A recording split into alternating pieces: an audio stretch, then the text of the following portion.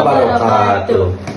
Perkenalkan, nama saya Nuraisa dengan NIM 12580400018 sebagai moderator. Perkenalkan, nama saya Rifa Kurniawan Effendi dengan NIM 12580404110 sebagai tim pro. Perkenalkan, nama saya Muhammad Raihan Mujaki dengan NIM 12580400205 sebagai tim kontra. Assalamualaikum warahmatullahi wabarakatuh. Selamat siang, salam sejahtera untuk kita semua. Saya akan memandu berjalannya debat akademik terbuka mengenai program makan bergizi gratis. Debat kali ini tidak akan bertujuan untuk menentukan siapa yang menang, melainkan menguji kualitas argumen menggunakan teori kebenaran, oposisi proposisi, dan logical fallacy. Saya tegaskan sejak awal, argumen yang emosional, generalisasi berlebihan, dan klaim tanpa dasar akan dikritisi secara logis. Tim pro akan memulai dengan argumen awal, diskusi tim kontra, kemudian debat terbuka dengan sanggah dan instruksi terkontrol. Dengan moksi, program makan bergizi gratis dalam perspektif logika analisis, teori kebenaran, oposisi proposisi, dan logical fallacy. Program makan bergizi gratis adalah kebijakan yang secara logis dapat dibenarkan. Dalam teori komprehensif, kebenaran diukur dari kesesuaian dengan fakta-fakta sosial Indonesia menunjukkan masih tingginya angka stunting, gizi buruk, dan ketimpangan akses pangan bagi anak sekolah. Maka, proposisi negara perlu menjamin asupan gizi anak adalah dari teori komprehensif. MBG tidak terdiri sendiri. Program ini konsisten dengan kebijakan kesehatan nasional, pendidikan, dan pembangunan sumber daya manusia.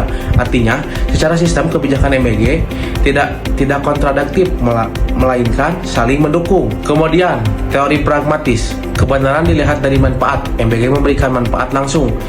Anak datang ke sekolah, makan makanan bergizi, dan mampu belajar dengan kondisi fisik yang lebih baik.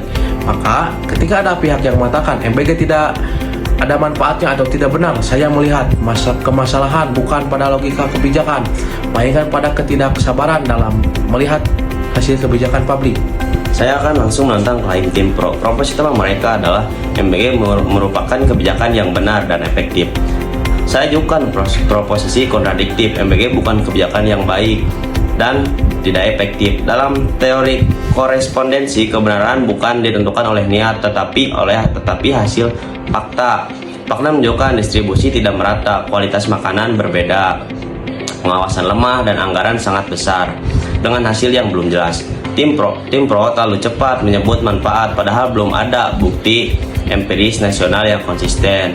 Ini adalah kesalahan epistemologis. Lebih jauh, klaim MBG membantu siswa adalah proposisi partikular tetapi dipaksa menjadi proposisi universal. Dalam logika, satu kegagalan sistematik saja cukup untuk menggugurkan klaim universal. Jadi saya pertanyakan, apakah MBG benar secara logis atau hanya benar secara retoris? Saya akan menanggapi secara tegas. Anda menyamakan kebenaran empiris sementara dengan kebenaran final. Itu keliru. Dalam kebijakan publik, kebenaran pragmatis itu bersifat proses.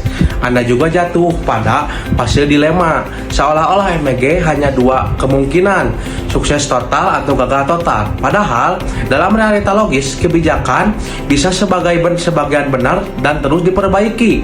Jika tidak menolak kebijakan hanya karena belum sempurna, maka secara logis tidak ada satupun kebijakan publik yang bisa dijalankan.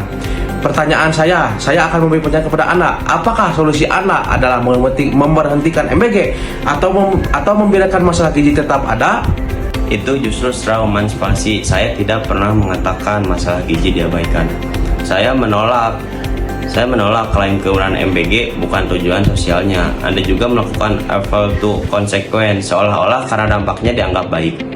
Maka argumennya pasti benar dalam logika. Dampak yang diharapkan tidak membuktikan kebenaran klaim. Selain itu, Anda melakukan hash generation karena ada anak yang terbantu, lalu MBG dianggap benar secara nasional. Itu tidak sah secara logika formal. Kebijakan boleh berjalan, tetapi klaim MBG sudah benar-benar adalah klaim yang belum layak. Baik, saya hentikan sementara.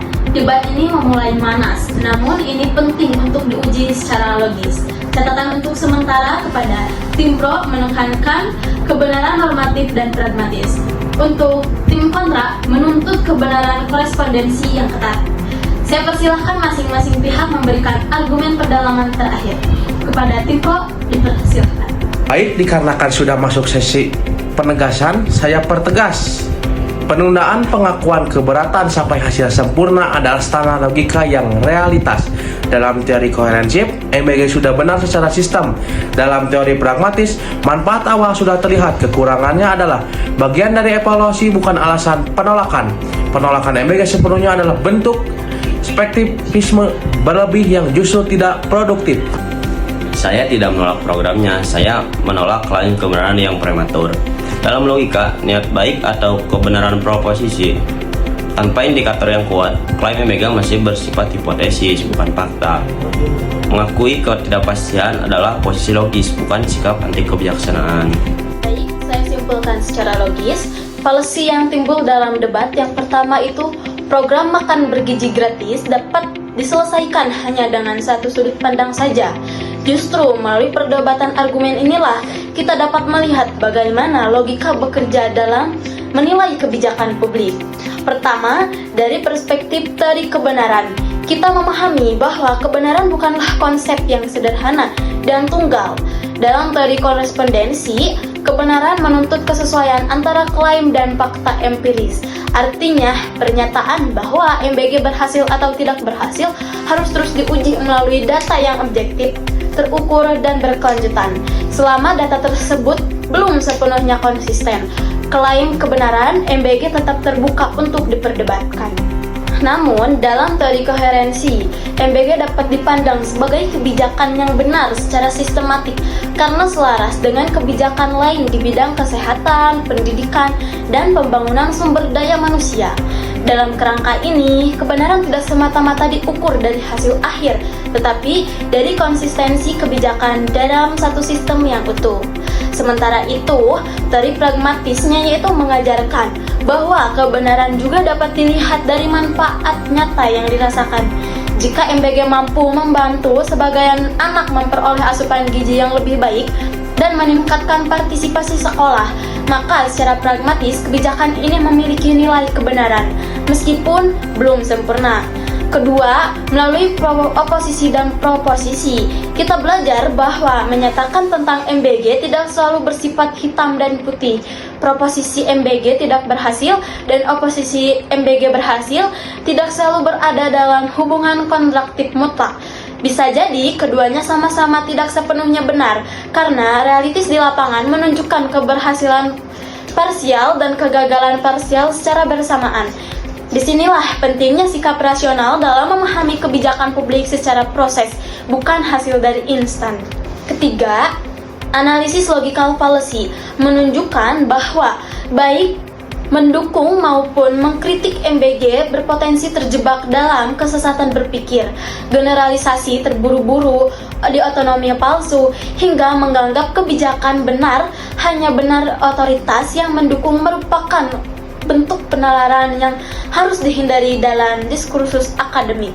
Oleh karena itu, sikap yang paling logis dan bertanggung jawab bukanlah menerima MBG secara membabi buta maupun menolaknya secara total. Sikap yang logis adalah menerima tujuan kebijakannya, mengkritisi pelaksanaannya, dan terus mengevaluasi kebenarannya berdasarkan data dan logika yang sahih. Sebagai penutup, debat ini menunjukkan bahwa logika bukan alat untuk menenangkan argumen, melainkan alat untuk mendekati kebenaran secara rasional. Dalam konteks program makan bergizi gratis, logika membantu kita untuk memahami bahwa kebenaran kebijakan publik bersifat dinamis, terbuka terhadap kritik, dan harus selalu diuji secara seiringnya waktu. Dengan demikian, melalui pendekatan teori kebenaran, oposisi proposisi, dan logical fallacy, kita diajak untuk menjadi warga akademik yang kritis, objektif, dan tidak mudah terjebak pada klaim sepihak dalam menilai kebijakan publik. Baik, diskusi kita telah di ujung acara. Saya Nuraisa sebagai moderator. Saya Ripa sebagai tim pro. Saya Raihan sebagai tim kontra.